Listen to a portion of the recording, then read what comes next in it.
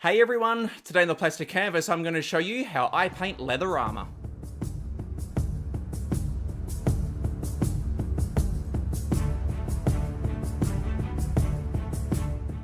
Hey everyone, Matt here from the plastic canvas and welcome to today's painting video.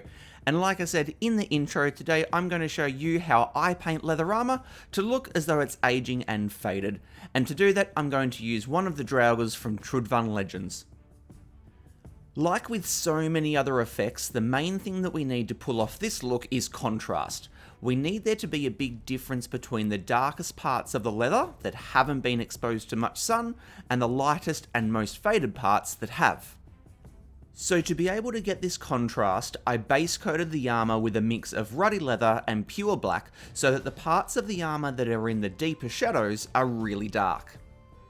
And then from there, it's just a case of getting lighter and lighter with each layer, but reducing the amount of surface area you cover until the final layer where you're just covering the area that is the most faded.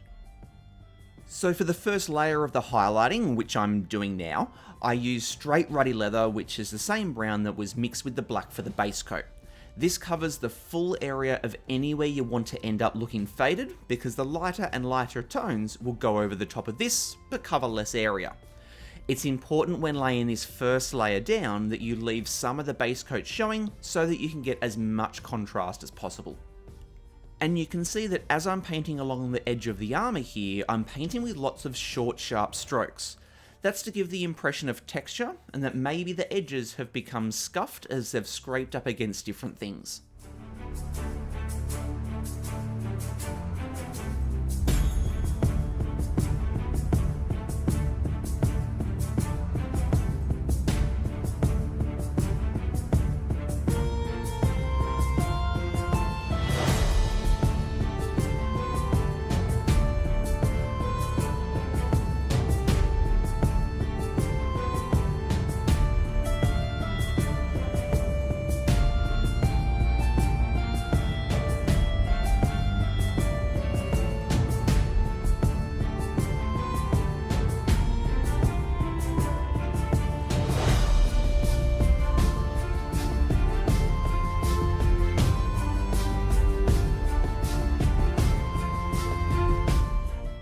And now with this next layer of the highlighting, I mixed a little leather brown into the ruddy leather. I painted over the exact same areas as the previous layer, but just didn't cover as much area. I left the areas unpainted that I didn't want to look as faded. This is so that you can still see each of the previous layers and each of those different tones. And then layer by layer, I added more and more leather brown into the mix until I got to the final layer where I was painting with just straight leather brown. And with that final layer, you only cover a really small area. It only goes where you want the leather to look its most faded.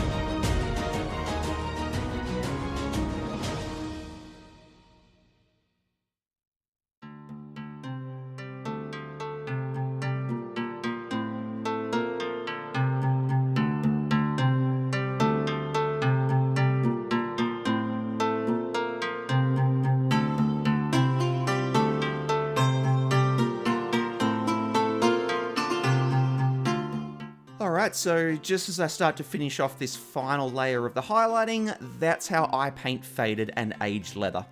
Like I said back at the start, the key is getting that contrast because it's the really dark parts that aren't faded that show just how faded the lighter areas are. So thanks so much for checking out one of my videos. I really hope you enjoyed it and found something that you can use in your own painting. If you did, please consider giving it a thumbs up and hitting the subscribe button if you haven't. But that's going to do it for today, so until next time, this is Matt from the Plastic Canvas signing out. Happy painting everyone, cheers.